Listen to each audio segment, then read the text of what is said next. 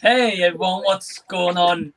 Thank you so much for tuning in live right now and watching us live as we're going to be discussing Back to the Future Part 3.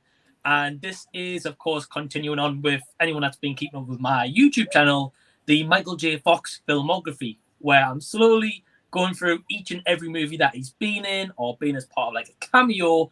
And in today's live stream, we're going to be talking about Back to the Future Part 3, but this time I've got two awesome friends and two huge Back to the Future collectors. So my first guest is Fernando. Fernando, how are you doing?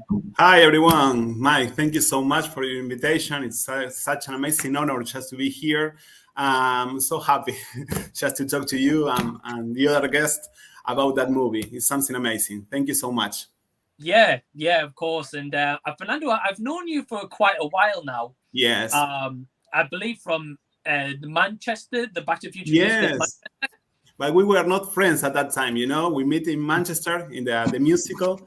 I think it was on February 2020. That's yes. Then when we became friends in the other premiere in London, so that's it was awesome. You know, it's like I have a friend in UK. I'm living in Spain. It's not my first language, the English, so sorry if I do any mistake or anything bad. But I will try to do my best. Thank you so much for this opportunity just to talk about this amazing movie. Yeah, of course, man. And it's been a pleasure getting to know you so far. And I can see in your background, you've got some Back to the Future posters. Yes, I have some posters here. That's my office. I'm a physiotherapist. These are all my posters. I have some movies from the 80s, E.T., but well, Back to the Future for me is the best one, you know. It's the perfect trilogy. So all my scenes, all my collective scenes are here. So yes. And I've seen a lot of photos of your office setup, and I can imagine people just come to your office to see your memorabilia, not getting physiotherapy. Yes, when they enter, just they try to see something white, you know, and they just watch or see just all the hoverboards and all the props, and just they got crazy. They get crazy, you know. Now it's something. It's just amazing just to share my profession, you know, with all the things that I love of this trilogy. It's something great. Just I have all my collection here, you know. I have all my things here close to me during my work, so it's great. Yeah, of course. No, it's so awesome. And one last thing, Fernando, and then we're going to introduce my other guest, who is Pete, who you guys have seen on the channel previously also. Fernando, do you want to tell everyone a little bit about what your YouTube channel is? Yes, my channel is Xpedition to the Future. It's with X. I've been in a lot of Comic-Cons and events. I was in just the last time. I was in Parsippany in New Jersey, and I was meeting just Christopher Lloyd and 13 people from the cast. So it's amazing. I try to post some photos and videos that I record. I really talk about the movie, and I really like just to talk or to share some information with all the fans. So thank you so much for giving me the opportunity just to share my channel or just to give some information. And I'm a physio that loves the movie, and that's I'm a big fan, you know, of the trilogy.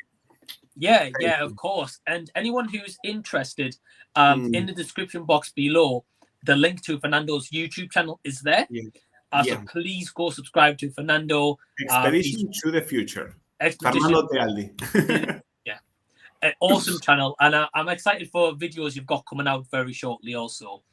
And my second guest, who is also on the channel today, has been one of my most recent guests on Back to the Fans, and Fernando has in the past also. But it's also my good friend based in the UK in Dorchester, and that is Pete. Pete, how you doing? Hi everyone. Yeah, I'm good. Hi Mike. Nice to be here.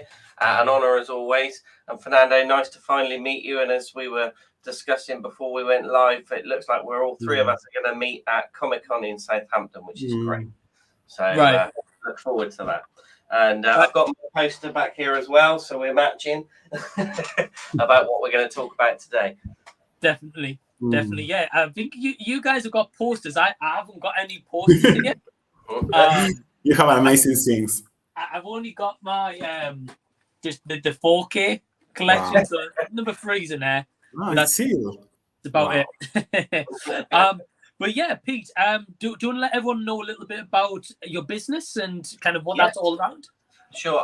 Basically, I'm based in Dorchester as a handyman and a TV aerial installer. You can find my website at handymanhardy.com or all of the social medias. I'm TikTok, Facebook, Twitter, Instagram. It's at Handyman Hardy. So you can follow me on there, and it'd be good to meet more people. Yeah, of course. And anyone who's interested, in the description box, there's also the link to Pete's Linktree, where all of his social medias and his official website is. On TikTok, he is doing very well, and I love the videos he does with his dog. So awesome Who, stuff. by the way, today we took him for a walk and he's hurt his paw and he's not himself at the moment. Bless his heart. So we've not been making any TikToks today. No way. Yeah. Oh, dude. Well, I wish him a speedy recovery. And no doubt that he'll be fine soon enough and plenty of walks. Yeah. He'll be back on TikTok before you know it. That's right. Yeah. But yeah, so those are my two guests, Fernando and Pete. So guys, welcome to the channel, and I'm excited to get talking about Back to the Future Part 3. For anyone who's watching live right now, leave any comments about your first experience of seeing the movie or your overall thoughts of the movie, because we're going to be talking about that. But we've got some comments already. So Tyler says, "Hey guys." So hey Tyler, how you doing? Tyler. Tuning in from America right now. We've also got the guys from the Back to the Future Argentina saying, "Great collection, Fernando." Thank you so much. Argentina. So yeah, Great hey friends. guys. And Fernando, is that William? I think it's William. Yes, William or Juan, maybe. But yes, I think it's William, because Juan, I think he has to work or something. So Okay. Greetings from Argentina. Yes. Oh, That's awesome. my friend. Well, whether it's William or Juan, welcome and thank you so much for watching. Tyler says, Fernando, that it's super cool that you're able to share your passion in your office. Thank you so much. Definitely. And it is William. So hey William, how you doing? Hey Will. Gracias. And we've also got Charlie. So hey guys, Hey. Charlie. Hey Charlie. Charlie. Yeah, we all know Charlie. I think we've all met Charlie as well. Yeah. Fantastic guy. And yeah, his YouTube channel is called To Complete That. Very dedicated to VW campers and VW vehicles in general. So definitely go subscribe to his channel. And yeah, let's just get straight into it. So this movie, Back to the Future Part 3, came out on May 25th, 1990. Yeah. I was born a couple of months later, so I didn't see this originally. Did you old guys see this in the cinema? Wow. No. We are quite old, I'm from the 80s, so yes, I watch it. Yeah. Well, I'm from 1981, but had I been 4 minutes later, I'd have been born. 4 hours later, I'd have been born in 1982. So Wow. so I was born on New Year's Eve. But no, I didn't see it at the cinema. Again, with all three films, I hadn't seen them. My sister, as I explained before, in my Back to the Fans, my sister was babysitting me in about 1991, or looking after me. I was 11, and she rented all three from the local Blockbuster, and I sat and watched them all then. So I've never yet seen a Back to the Future movie in a cinema. Wow. Okay. Well, to be honest, Pete, I've only ever seen the first movie in the cinema because I think it was for the 25th anniversary that they re-released them in the cinema. Yeah. So I got to see the first one. Yes. Fernando, have you seen them all in the cinema or? No, just on the video store. My mother, I had fever at home. It was, I think, 1990. I had fever, and my mother decided just to rent the first part, and I got mad. I got crazy at that moment, so it was amazing. Then we rented the other two. I think it was on 1991 or 92. I don't remember because I was a child, just I had 10 years. but I had a love for the movie just from the beginning. You know, it's like it was my favorite movie. It's the movie of my life. I think it's a piece of art, especially the first and the second one. Yes, you know, it's like, I know that we have to talk about the third part, but it's like we're gonna talk. Of course, yeah, no, that's awesome. So yeah, this movie came out in May 1990. Yes. Once again, is directed by Robert Zemeckis, who we have met in London. Fernando got his guitar signed by Robert Zemeckis. Nice. Yeah, which is awesome. And yeah, so the cinematography is by Dean Cundy. Yes. Once again, the music by Alan Silvestri. And this movie, the budget was 40 million. Wow. And at the box office, it made 246 million. So it was a big smash hit. And I remember when the first movie was released, they weren't going to make a sequel. It was just going to be the one movie. Yes. But the studios, you know, saw the money coming in and they thought, whoa, well, let's get another 2 movies here. Yes. And this is how the trilogy came around. So, yeah, I want to ask you guys. So, Pete, we're going to start with you. Okay. When was the first time that you watched Back to the Future Part 3? As I said, when my sister was looking after me, probably 1991, 92, and she'd rented all 3 of the movies. I watched it then. And it's only since probably in my 20s that I realised that Buford Tannen was the same actor as Biff. Wow. As a child, I was thinking, they've got a different character. It's a different actor, you know. I didn't know. It was so well done. But yeah, that was the first time I watched it, and well, it was completely different to the other 2, which made it nice. But it finished the story off. Right. Of course, yeah. So I mean, you got to experience this movie for the first time a couple of years after it originally released. Yeah. And what about yourself, Fernando? When did you first watch this movie?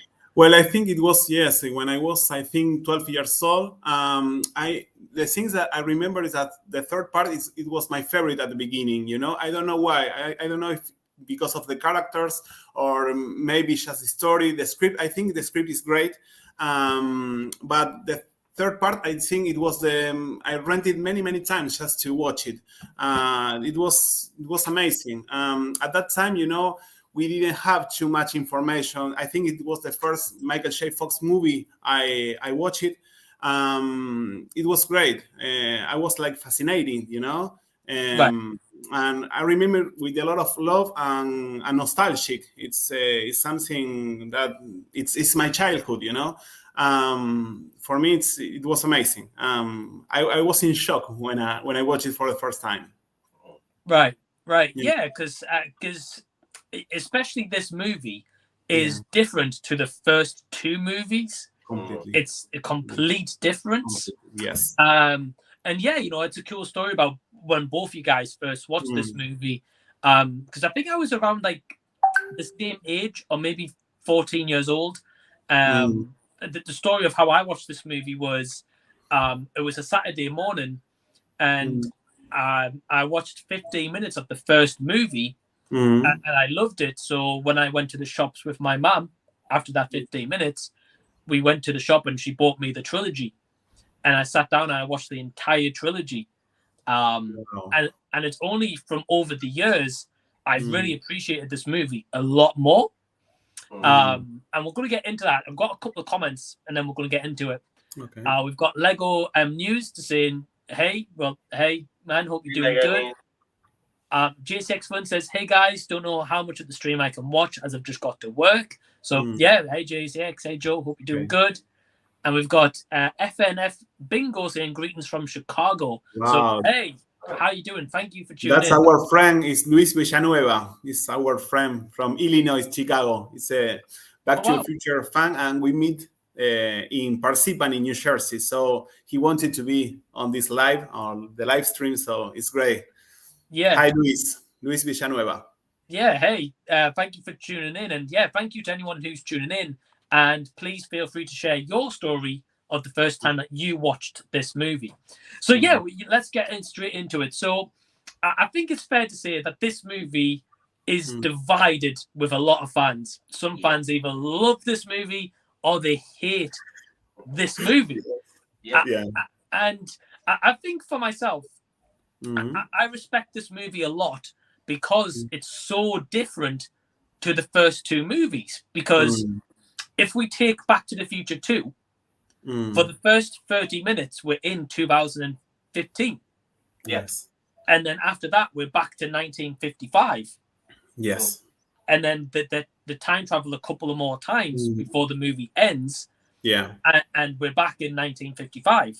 And then this movie, it follows a completely different path where we're in 1885. Or is it 1855? 1885. 85. Yes. Okay, thought so. And yeah, you know, this story is not all focused on Marty McFly. Yes. This is more of a Doc Brown story. Yes. The roles are completely reversed. Yes. Right. Marty's like a sidekick in this one, whereas like Doc's the main focus, which I like that we got a conclusion and he meets Clara and he has a love interest and not just Marty and Jennifer. Yeah. So what I'll say is, what did you guys first think when you saw this movie? Well, I think I think it's more. This movie is more. It's more emotional. You know, it's more drama. It's more a love story. That's the difference with the other two. Also, it's when you think at that time, it was very difficult just because they were filming these two movies at the same time, you know, in just 11 months. And just there were a period of, I think, 3 weeks between one and the other. You have to think in that because when I think Bob Gale was just filming the second one, Robert Zemeckis was doing the third part. It's quite difficult just to maybe put the three together that everything can be perfect or everything can be such an amazing thing. So I think they did a great job. I think it was not easy just to film. It was not easy just to record. I think the costumes and all the story, it's fantastic, you know.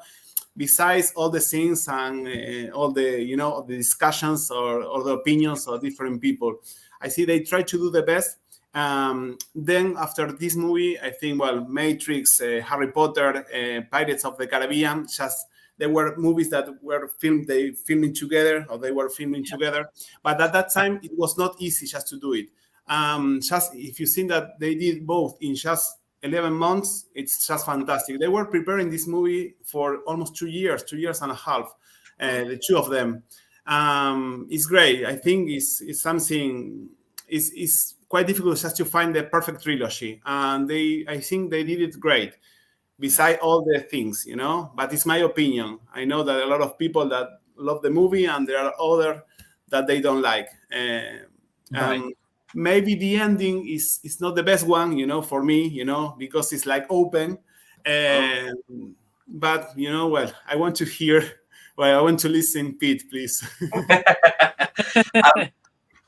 I agree with everything you said there. The one thing I will say is the ending's not left open because it says the end at the end of it. That's what they've done, so that they didn't make a fourth one. But the great thing with these films is it's as I was saying, it's roles reversed. So Doc's considering changing history by staying with Clara or taking her with him and things like that. And Marty's telling him, we need to get back, we don't belong here, this kind of thing. Whereas in 1 and 2, it was always Doc telling Marty that. Yeah. And that's what I like about it. How and in the little things, like when he says, Marty says, "Great Scott," and the Doc says, "Wow, this is heavy." And it shows how they role reversed, and I really like that fact about it. And also, the nice thing I do like about these films is that the first two were fairly serious films about time travel, and this one is a little bit more sort of nice and comedic in some places. Yeah, which I really like. So, Right. so they did everything in the trilogy. Yeah. Yeah, definitely. And I think I agree with both of you guys. You know, definitely at the end, Pete, you're right. It says the end. But I also agree with Fernando. I don't think it's fully wrapped up. Because just simply because when Doc goes off in the time travel train with Clara and Jules and Verne and Copernicus or Einstein, when he's whatever name he goes by at that point, it's just like what happens to them? Like, where did they travel to? Where did they settle down? How's he going to hide a train? Because he hides a DeLorean with the sheet, but how can he hide a train? What do you think? What period of time do you think that they went? I don't know if he said he was going to go 30 years or. I think it was the future. They were going to the future, but I'm not pretty sure neither. Right. I think they went to the past because doesn't he say, where are you going, to the future? And he says, no, I've been there. Yeah, you're right. So I think they must go to the past. But one thing I do want to say about the movie is it's quite good timing because at the moment in the UK, it's being shown on ITV2 on a TV channel over here. Yeah. And when we sat down for dinner, I went to put it on and my girlfriend just went, no. I said, but it's for research for tonight's live. And she just went, right. Yes, they posted. Yeah. Right. Dude, I don't know. So, I mean, well, here's a question for you guys. So at the end of Back to the Future 3, as Pete said, so Doc said he's going to go travel to the past. Marty's in the present with Jennifer. What do you guys think happened at the end? Do you think Marty and Jennifer live a happy life forever? I don't know. You go, Fernando, because I need to think. It makes me difficult now. Well, I think. I was thinking that Doc Brown he was going to go to the future. I'm not pretty sure, because that's the thing with the ending. It's like you never know. It's like everything is open, so you can imagine a lot of things, and maybe they are not correct, But just I would like to think that they just live their lives happy and they were fine, Right.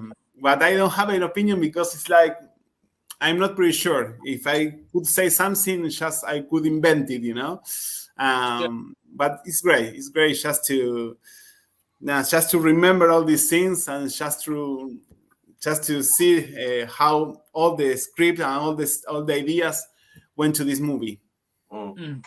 Yeah, definitely. And I mean, one thing I've noticed. So I recently watched the trilogy. Yeah. And one thing I noticed, especially in Back to the Future 2 and 3, that Doc Brown is quite a terrible friend. Yeah. I mean, because once they get back to 1985 in the first movie, Marty has just got home. He's just settled down. He's finally seen Jennifer, and Doc's like, "Nope, you're coming to 2015." He come to change everything. Right. Yeah. And then in Back to the Future, well, part 2, right at the end, is now Marty's responsibility to go get him from 1885. Yeah. And I'm just like, Marty just wants to go with Jennifer on a camping trip. Yeah, that's all he wanted to do. Right. Yeah, that's true. Yeah. Right. And Doc Brown is constantly forcing him to go time traveling. Yes. And what I was thinking is when he goes time traveling at the end of part 3 with Clara and Jules and Verne, and he's going to travel to the past, I'm thinking that there's only so much time, which you've got a 3D model, which is awesome. Yes. But I was thinking it's only a matter of time, and he travels in the past where he mucks something up, and he's going to go right back to Marty McFly and be like, I need your help again. Yeah. I don't know. I mean, the only thing I can say is that when they then did the cartoon afterwards, although it was in the car and not the time train, they kind of, with Jules and Verne and Clara, it then carried on them going in different times and where they would have gone. There's also the video game that they go in different times, don't they, as well? I think. I've not played it personally, but I've seen that they do. So Fernando, have you played the Telltale game? No, I didn't. But I have all the VHS. I have the cartoon, the full. I think there are like 11 VHS. But I didn't play it. No. Right. But yeah, I mean, I played it some time ago, but they do travel from different times, and I think there's 1930s they go to as well.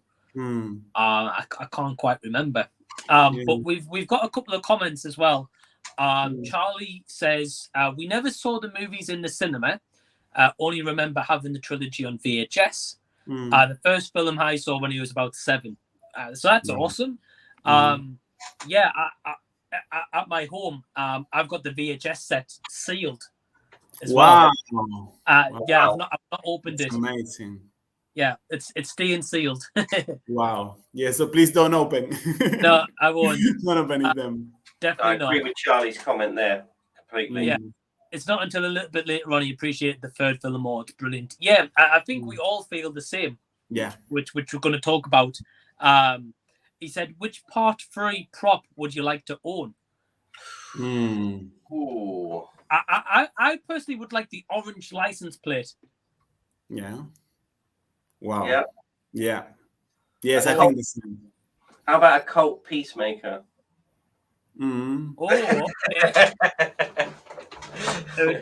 Take a lot of space. Yeah. No, I'd like. Yeah. Oh, the frisbee. Oh, the frisbee. Is that the real one? Yes. Wow. Well, yes. I think they made it. It's the same company that they did the original one. Wow. And how did you get that? Yes. Well, I bought it a long time ago. I don't remember who. I think I bought it, but I don't remember where or when, because it was a long time ago. It was when I was, I think, 14 years old. So it was my first prop. It's one of my first prop. And I did it in the US. So, well, I have to check if it's original or not, but it's a good quality. Right. Wow. That's amazing. Yes. That's all great. Right. Yes. And I have the DeLorean, in scale 1/6 also, the full one. Yes. Yes, it's the number 3, but it's quite heavy just to bring it. So, sorry. Yeah. No, I will say later. Yeah, cool. Yes. Cool. Well, Charlie also says he would like Marty's brown cowboy hat. Yeah, that would be cool. Or like his overall, maybe.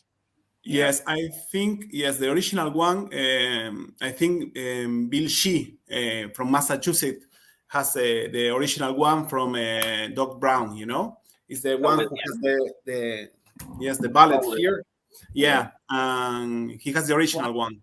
So it's he has a museum in Massachusetts, and it's great, because he has a lot of original props and merchandise and a lot of original things from the movie, and the hat is there, so it's great.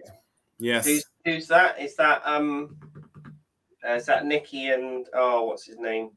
Patrick. Yeah. Yeah, that's Patrick. I've spoken to you about, Mike, that we're trying to talk to at the moment. Right. Yeah. Okay, I know who you mean now. Yeah.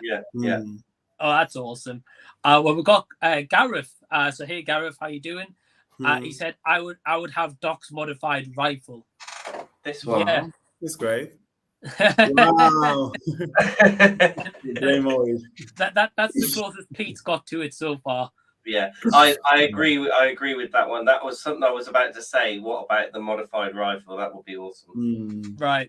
Yes. Right, definitely. And we've also got Rolf saying that Clint Eastwood reference by Michael J. Fox was a nice thought. Yeah. Yes.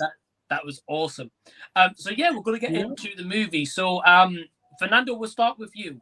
So what's your positives with Back to the Future Part 3? Well, I told you, it's like I really like the script. I like the story. I think it's more drama, it's more love. It was great that also the Doc Brown or Christopher Lloyd is the main one, in the movie. I think that all the attention goes directly to him. Sometimes you can see a lot of feelings that you cannot see maybe on the first one or second one.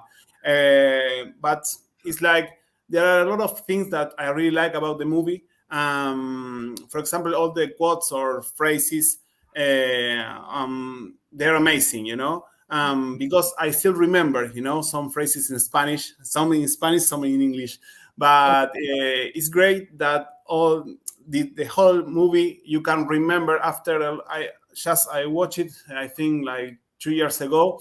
I still remember all the phrases. I still remember the images and all the parts, and it's great. How all the characters were changing during all these 3 movies, but especially on the third one, I don't know what he thinks with Pete thinks about this. Remind me exactly what the question was again.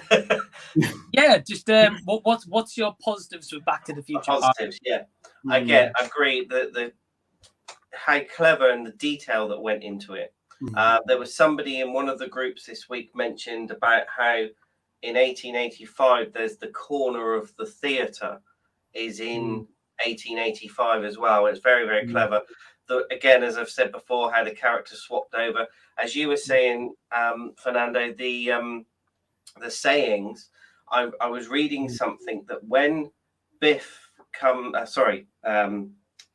Tannen comes into the bar and asks who Marty is, he looks over to the barman, and he says to him something like, "Is that your hay bartender?" or something like that. I don't know the exact line, but apparently he'd researched how people spoke back in 1885, and it was a saying that was, "Is this your child?"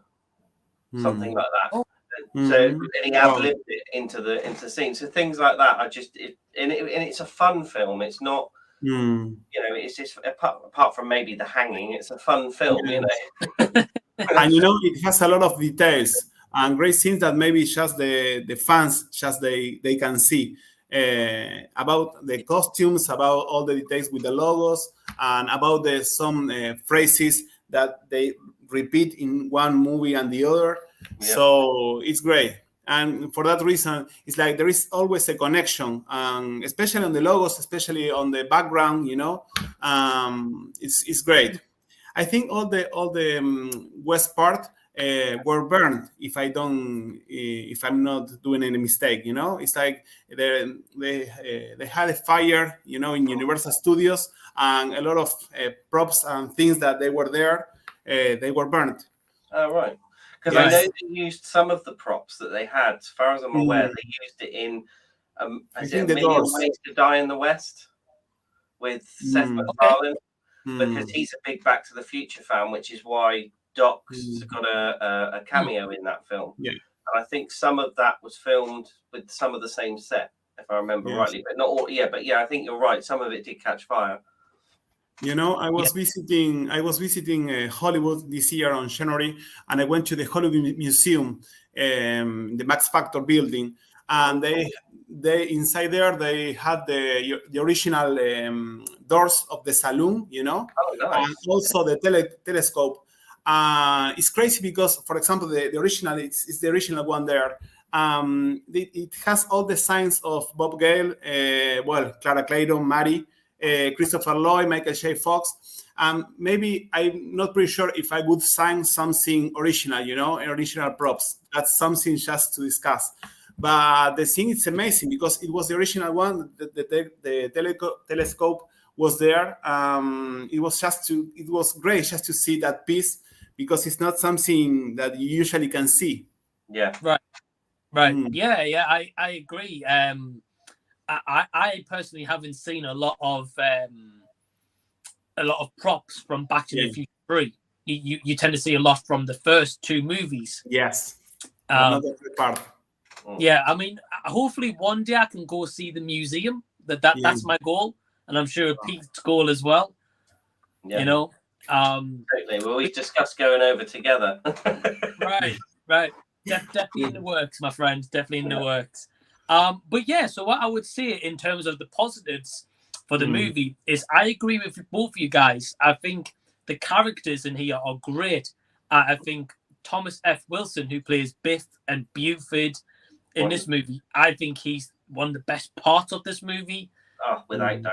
it seemed as if he was having just a blast playing Buford Tannen. Yeah. And I really enjoyed his performance. But yeah, I also like, as you were saying, Pete, in this movie, Doc is not so focused. He's distracted by Clara, and it's Marty who has to kind of talk sense into him. Yeah. Whereas in the other two movies, Doc is talking sense into Marty. So yeah, I think that role reversal is great. And yeah, I love the Western. I like how they didn't go to the future. They didn't go back to 1955 again and again.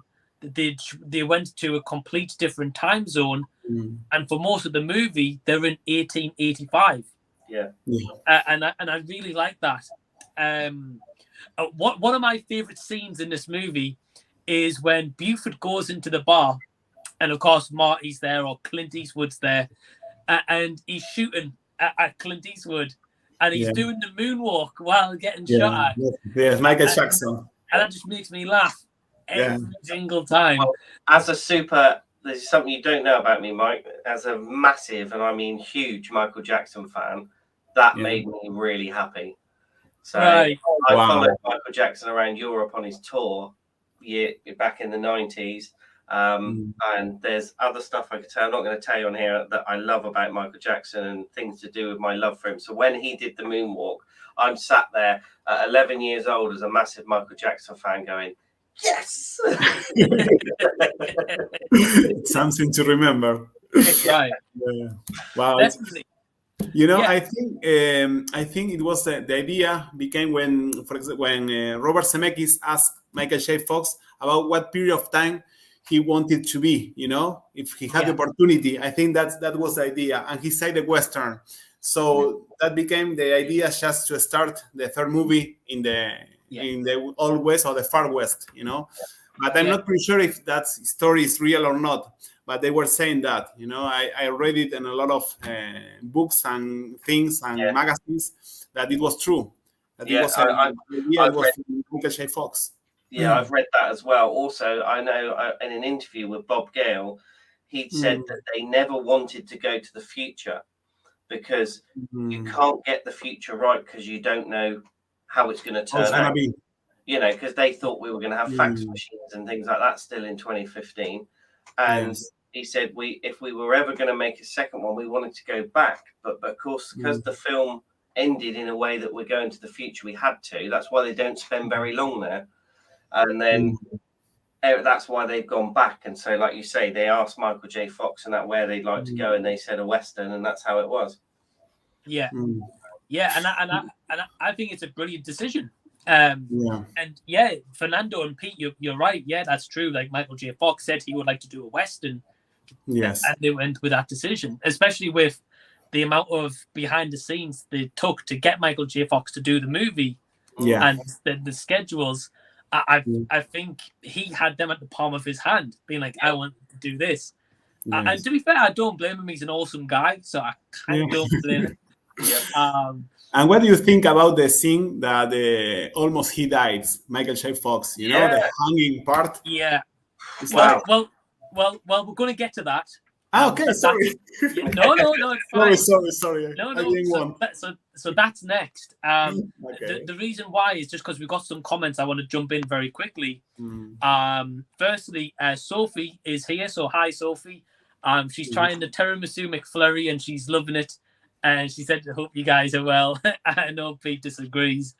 And well, we've got Charlie saying, I love that scene when Marty is at the drive-in movie theater and he drives at the Indians on the horseback. Then Marty gets chased in the car. I believe the car is a Volkswagen Beetle engine and chassis. Yes. So fun fact is, in 2019, I was traveling at the west of America, and I went to Monument Valley, and Monument Valley is where they shot as soon as he goes into 1885, and he's getting chased on the horseback. So I went to there. Wow. And my tour guide at the time met Michael J. Fox because he was on the filming when they were doing that, and he said it was such a great experience. So yeah, I think that's pretty awesome. And You get chased by a bear. no, thankfully. And Rolf says, if there was a Back to the Future 4, what time frame would one have to travel? I don't know. So if you guys, so if they made Back to the Future 4, which time would you like them to travel to?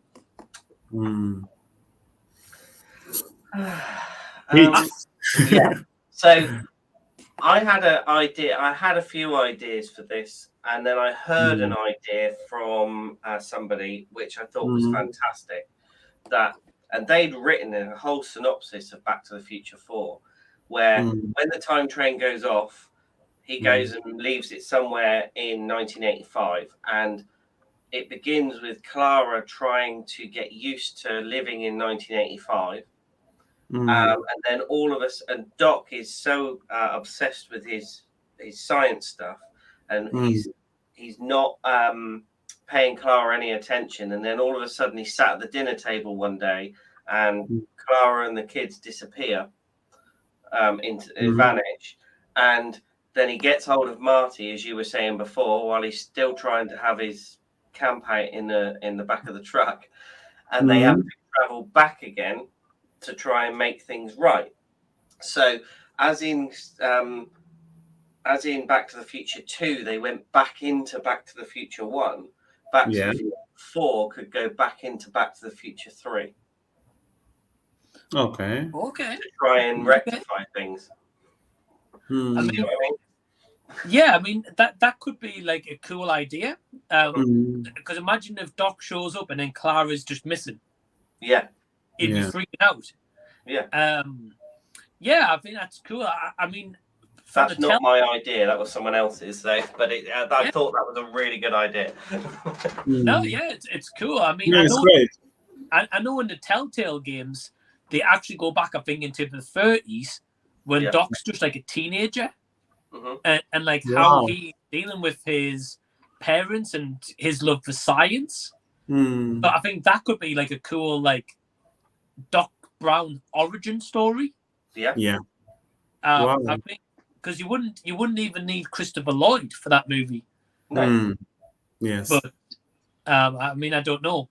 Fernando, what time would you like to see them go to? I never think about that because it's like, for me, the story has a finish, But I think maybe Doc Brown would want to change more things on the future. So I think he would just travel through time to the past, just to change some things that could be better, But I never think it. It's like, for me, the story is just the 3 movies. I don't wanna, that I don't want a 4-part. I'm a big fan of the trilogy, but I think that maybe Doc Brown could just return again to the past, just to change some things on the future, just to have a better future and a better world. Right. Yeah, sure. That's my opinion, Yeah, of course. And being honest, it wasn't until very recently. Like yourself, I've always said I hope they don't make a number 4. But recently, with the love that Ghostbusters has been getting, and Ghostbusters, the new one was great. That's brilliant. And they're making a sequel. Yes, I think I would like to see another Back to the Future. Even if. But I think we need a beer just to drink and just to talk about. We can talk about from hours, It's like it's like it's great because you are on one side or completely the other. It's like quite a positive. I mean, to be honest, I don't think Michael J. Fox would ever come back. But I think what could be cool is if they did maybe like a new animated series, not a number 4. But like a spin-off animated series. Yeah. Like, I don't know, personally, I think that could be good. Yeah. Or as I said to you before, maybe a Cobra Kai kind of thing. Yeah. Like Cobra Kai that goes into the movies, but it's its own thing. Yeah. Yeah, that's just my opinion. I think Bob Gale and Robert Zemeckis they signed an agreement that they are not going to do any movie, but that's a good idea. Maybe just to do another thing, not just a movie. I think the movie is just for me, it's Christopher Lloyd and Michael J. Fox and Yeah. all the whole cast. But I can't just imagine another movie without them, you know. But it's like I talk with a lot of friends, and we talk about the same thing all the time. It's like there are some of them that just they want a fourth part, or just they want another actor, because I think, well, just they were making some jokes with Robert Downey Jr. and the Spider-Man guy, you know. They were trying just to do something, but it's like I love the story, and just I will leave it like this, you know. Yeah. Right, and that's fair. I think we'll have to make a live stream and talk about this. Yes. As I think In that would be good. Southampton. Yeah. Yeah. Well, we've got some comments. Will says, "Back to the Future will be like the future, like Terminator with war machines." Yeah. That could happen. And Charlie says, "Legend has it the bear is still alive and can occasionally be seen wearing Marty's boots." Yeah. Maybe. Well, Sophie agrees with you, Fernando. She says, "Don't touch Back to the Future." Yes. Don't do it. Don't ruin a good thing. And Will, I think William says as well. He says, "Yes, please. The trilogy's perfect. He doesn't want an anime, comics, and no musical." Well, wait until you see the musical. It's fantastic. Fantastic. Yeah. And Charlie says, "I always thought it would be cool if Marty's son found the original blueprints and built the car." Wow. Yeah, That's quite a good idea. Yeah. But again, that something like that could be a spin-off. That it ties with the movies, but it's not a fourth movie. Yeah. Like a TV show, and Michael J. Fox could show up as even as a cameo, and Christopher Lloyd and Jeffrey Wiseman could show up, and you know they could do it. Yeah. And Rolf says Part 4 set in 2085 would look strange. Yeah, Back to the Future meets Terminator. I think they posted a video about Terminator. Yeah. Yes, they do it in these 2 days, the last 2 days. It was very well done as well. Very well done. It was. Yeah, it was a good video. Yeah. So anyone who's watching live right now, leave in the chat your negatives for Back to the Future Part 3. So Fernando, Pete, what would you guys say is your negatives with this movie? Pete? Okay, me. Right. So one thing that's always bugged me about this movie, other than the fact that my girlfriend hates it, is Hill Valley. So imagine Hill Valley in 1985, in 1955, and in 2015. When they then go to Hill Valley in 1885, it's in the Western, with a massive mountain behind it. So where between 1885 and 1985 and onwards, and 1955 even, did that mountain disappear? That's always bugged me, because it's not in the background in the rest of it. No, it's not, is it? It's a really bad continuity in my eyes. Other than that, I don't know. I think it was there was. Yes, it's probably not as good as the other two, but that mountain thing really has always bugged me. That's my negative on the film. Okay. Right. Well, Sophie said that she's never noticed the mountain. Oh yeah. It's true, and Charlie says that's very true. Yeah. So he agrees. We were assuming that a volcano erupted and it melted the mountain. Who actually knows? Yeah, you know, you're right. Like, the one thing that's kind of bugged me is from 1885 to 1985, how has Doc had the resources to build a train? Yeah. Because a car, he had the idea for the flux capacitor, but he didn't say that he built the car, right? Yeah. Yeah. He just made the flux capacitor in the DeLorean, but he never built the DeLorean. Yeah. So how would he have, like, how would he be able to in the Western times just to get all the Yeah. Well, he said it ran on steam, so it's that. Yeah, Fernando. Sorry. No, sorry, I was going to tell you that also that how is possible that that Marty would be in the same place when he landed, you know, the train, you know, because when that happened, when the I think the car was destroyed, he went just to pick up his girlfriend, and then he had the opportunity just to the race with the other guys. But he was there at the same time when he landed, you know. It's like, I don't know. And I also know that some scenes were deleted. For example, the Strickland when he dies, you know, I think he died from his band. Yes. I know that they have to delete some scenes. It's like sometimes the connection is not perfect, you know, between the scenes that are happening in the movie and the scenes that were deleted.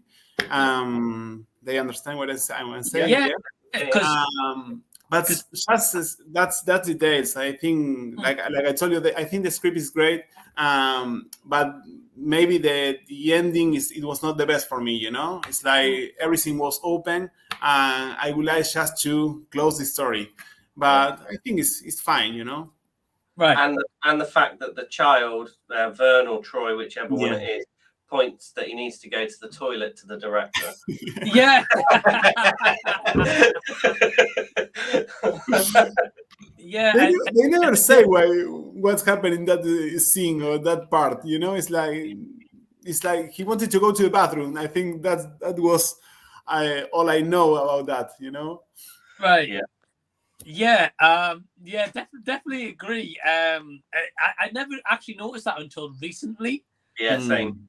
And I think that's great that they didn't cut that out. Yes. And yeah, they didn't realize. Yeah, but you know, there's definitely some flaws with this movie. You know, the one scene which I think is a big talking point is the hanging scene. Yes. Which, of course, a lot of people, even Michael J. Fox, said in his book Lucky Man that could have helped contribute towards his Parkinson's. Yeah. And it's crazy to think back in 1990 or 89 when they were shooting this movie that they had Michael J. Fox. He was unconscious for a couple of moments. Yes. He almost died. Right. Yes. Right. And that is a big trigger to his Parkinson's. Yes. Which is why when he says the words "you did," he says it in such a gruff voice because he'd been choked. So it was real. Right.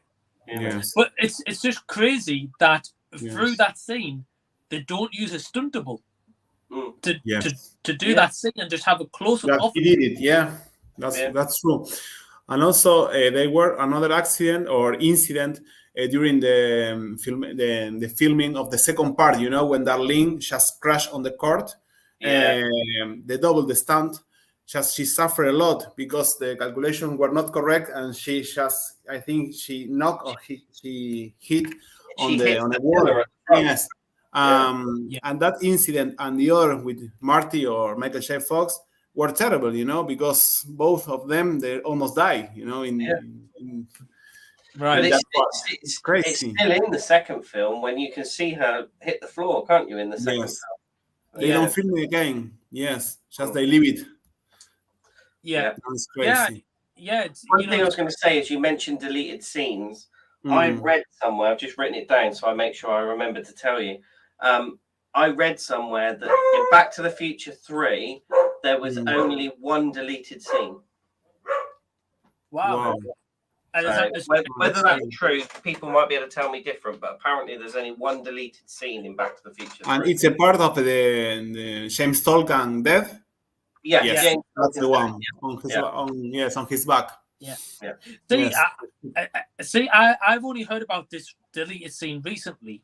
I've not seen it, but I wish that was in the movie because I think that would have give more emotion to the movie and Strickland like a different fate to the first two movies. But yeah, you know, I think this movie definitely has some negatives, and as I say, definitely some behind the scenes stuff. Because like especially part 2 with Jeffrey Wiseman, it was upside down for like 12 hours a day nearly. you know, which is crazy. Yeah. But yeah, I mean, we've got a couple of comments as well to comment about this. Rolf says perhaps Time Cop also piggybacked on these movies a bit.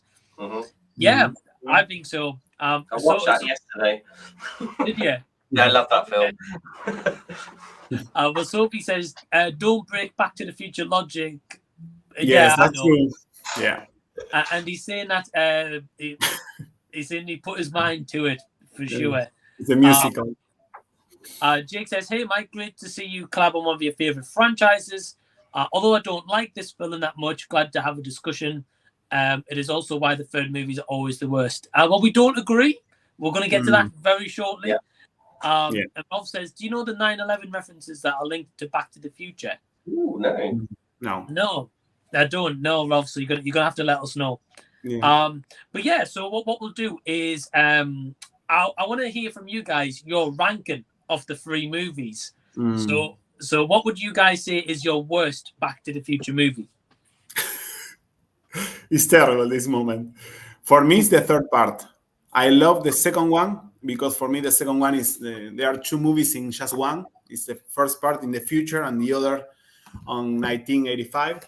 I love all the details of the second movie. I know that it had a lot of work with Tim Candy, with Kevin Pike, with all the Joanna Johnston, with the costumes and all the formation Bell. It's just it's a master. For me, it's the second part because I know that they put a lot of work and time on that movie, and the second one would be the first one, I think, and the third, the third one it's just the third part. Right.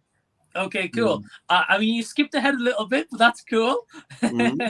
So you said no. So your ranking, Fernando. You said 2, 1, 3. Your favorite movie is number 2. Yes. Your second movie is the first one, and your third one is the third movie. Yes. Right. Cool. Yeah. And Pete, what about you?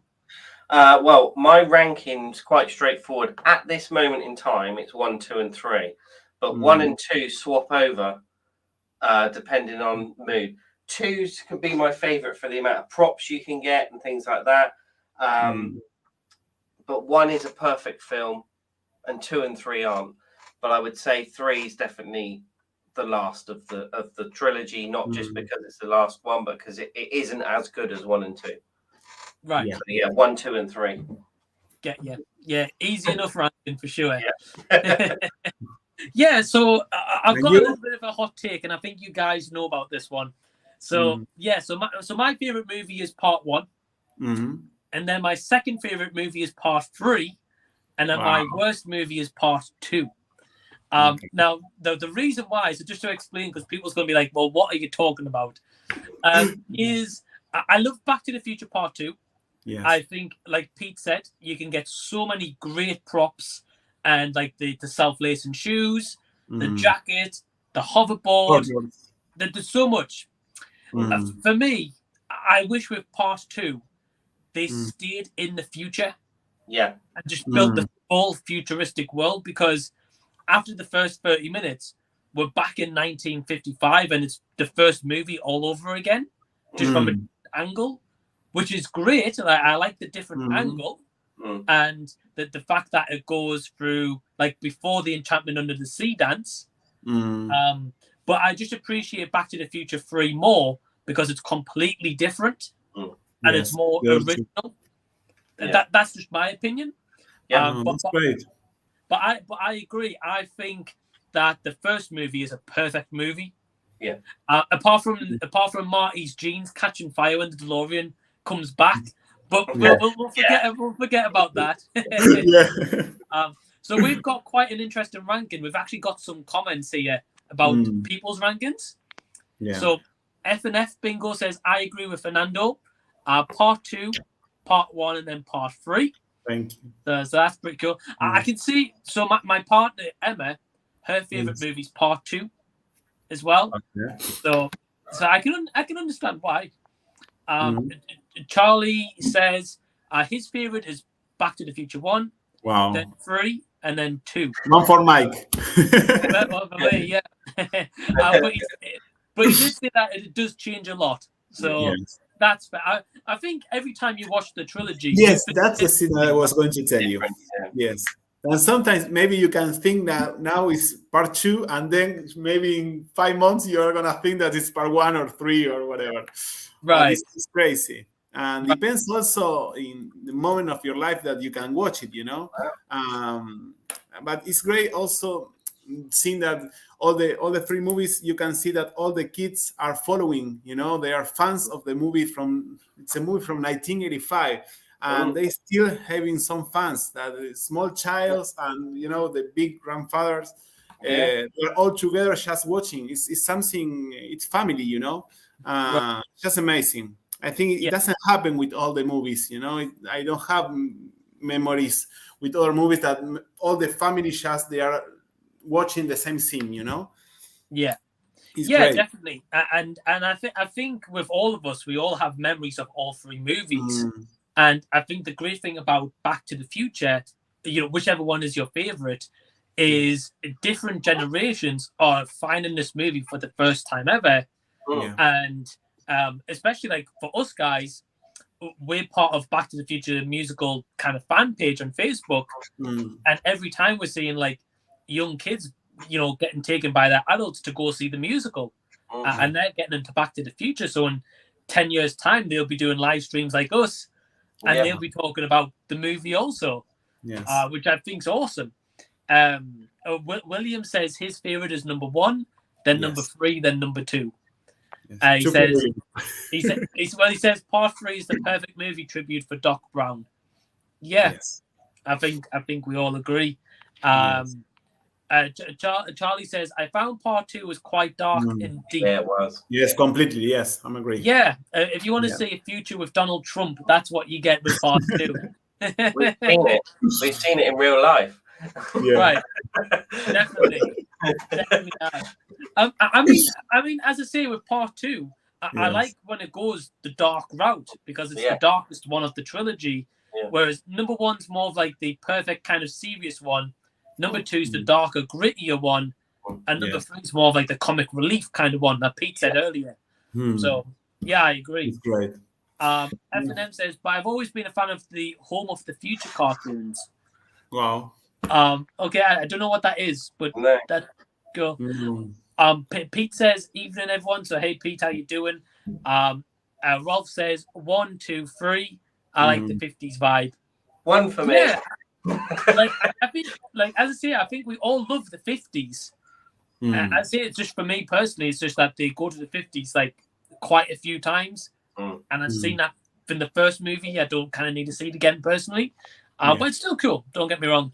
And Charlie says I think it depends on your mood. Oh, totally, of course. Yeah. Thankfully, they cut quite a few scenes in part 2, which that would have made it really dark. Long live the cafe 80s. Yeah. I'm gonna have to check the deleted scenes because I would like to see that. Yeah. Amazing. Pete says I would say 1, 3, and 2. I love them all, but I love the Western era of the third one.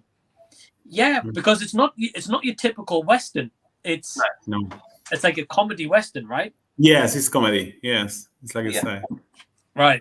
And Rolf says, why isn't Mr. Strickland in part 3? So we discussed this earlier. Fernando and Pete said that Strickland was in a deleted scene where something happens with him and Buford. He is there when they need to hand in their guns to get to the party. Yes. Yeah. He is. He's not in very much, but he does make an appearance in there. But yeah, so I think what we're going to be doing is we're pretty much going to be wrapping this up. But what I would like to say firstly is, Fernando, do you have any last comments about Back to the Future Part 3? Well, it's like I think I say everything, but the thing is like it's something. No, it's great. It's like there are some things that I don't understand, like I told you, but I think it's a great movie. Maybe if they would have more time just to do it, would be better or could be better. But I think it's great. It's great. It's fantastic that it has another focus on another story of the characters, you know, that you can see something different. You are not seeing just the travel time and just the Marty and Doug. You're seeing also feelings. You're seeing nostalgic. You're seeing some love story, and that's fantastic. And I think the character of Clara was perfect for the film. It was something that maybe could be. I don't know how to say maybe in English, but the thing is like it was a great appearances of Mary. I think it was quite good for the movie and for the history of the story. Right. Did you know that was Christopher Lloyd's first ever on-screen kiss? Yeah, that's really? true. Yeah. I think he said to Bob Gale, Oh, Bob Gale, no, sorry. He did it on, Robert Zemeckis. Oh. Before the scene, he said to him that it was going to be his first kiss in the movie. Wow. Yes, it was the first time. Yeah. Wow. I didn't know that. Yeah. Wow, that's awesome. Yes. But yeah, Fernando, I agree with you. I think the casting of Mary Steenburgen was great. Yes. I think Clara, it was a great character. And I like at the end that she goes chasing Doc on the train and trying to find where he is after things go on. But yeah, Pete, do you have any other final thoughts on this movie? I think that the movie itself has its rightful place within the trilogy, and it finishes the story off. I know Fernando doesn't agree at the end, it doesn't, but it kind of finishes the story off. And it means that they've been to quite different time periods, and to do it in a Western, a few people I know, and when they find out I'm a Back to the Future fan, they say I love them, but the third one, it just got silly and going to a Western, but it doesn't, because it's different. Like you've said, Mike, you didn't want to see them go back to the 50s again, so they're going somewhere completely different, and I think they pulled it off really, really well. Really well. Yeah. And it was things like the train. The train was a new thing in that era that was changing the world in how people traveled. So they brought that into it. They thought about it. And I didn't realize until only probably a couple of years ago that the train scene was a small model. Yes. Yeah. And also the flux capacitor, it has a flux capacitor. I haven't seen, Right. I realized just 3 or 4 years ago. It's crazy. I don't know if this model has. Yes, I think, I know, it doesn't have. Yeah. That's it. And then Robert Zemeckis obviously directed, what's the film with Tom Hanks, the animation on a train? Polar Express. Polar Express. There's a flux capacitor in the Polar Express. Wow. Okay. Wow. I've never seen that movie, so I wouldn't know. Yeah. No, I haven't seen it. I've just seen the clip where you see a flux capacitor in the background of the train. Wow. That's awesome. That's amazing. Wow. But yeah, I think I agree with both you guys. I think like this is a cool movie. I think, being honest with you, like with part 2, it kind of shows us like the rest of 1955 that we didn't see. So I think if they went with 1955 in this movie, it would have been a bit overboard. Yeah. So I'm glad that they chose a different route. But yeah, I don't really have any more kind of comments to make about this movie. I think that it's an awesome movie. I think if you to go back and revisit this trilogy, you'll get more appreciation for this movie every time you watch it. Yes. And I personally don't understand the hate for this movie. I think, as Pete says, it wraps it up nicely. We get a conclusion to the DeLorean when it gets smashed in the future. Yes. So it can't be ever done again. I guess the only one thing that I would have liked to have seen is a little bit more of the time traveling train, because we get a little glimpse of it right at the end, and that's it. Yeah. But I would have liked to have seen it more because it's such a cool vehicle. Yes. But I can understand why. But we did see it in person at Blackpool, though. Yes. Yeah. So for anyone who doesn't know, so me and Pete went to a Blackpool Back to the Future festival in January this year, and these two guys had built like a life-size replica of it, and it was huge, and it's just such a cool vehicle, and they did such a great job. We've got 2 more comments here as well. We've got Charlie saying there is a video on your channel that has all the There is, yeah. So before I show the comment, yeah. So if you go on my channel from Future Fan Festival Blackpool. from a month back, I did like a vlog of the festival. You can see it there. It's massive. And I think Pete's got some photos as well. Yeah. Yeah. Well, Charlie says, remember when Strickland, in a deleted scene, he does get shot and his son leaning over to him and Strickland says, remember the word discipline.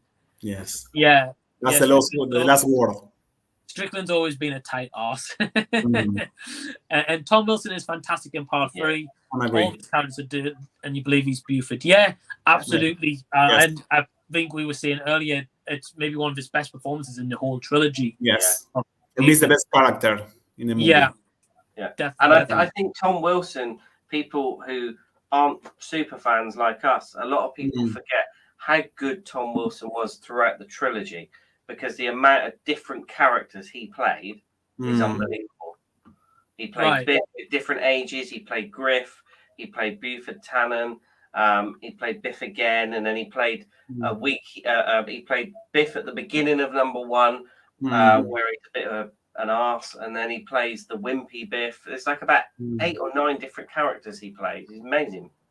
Right. Yes. Yeah, I totally agree. And Williamson, he agrees about Tom Wilson and Christopher Lloyd. And yeah, that's kind of like the one last thing I want to touch on is I think you guys are right in terms of like Tom F. Wilson, as you said, Pete, he plays so many variations, whereas like Christopher Lloyd sometimes plays a younger version or an older version. Yeah. Leah Thompson just plays like an older version of herself, just with bit makeup, and that's kind of it. Whereas Tom Wilson like really disguises his look throughout everyone. I mean, I guess for Michael J. Fox when he plays a woman in part 2. Yeah, yes. Seamus McFly. Right. He played Seamus as well.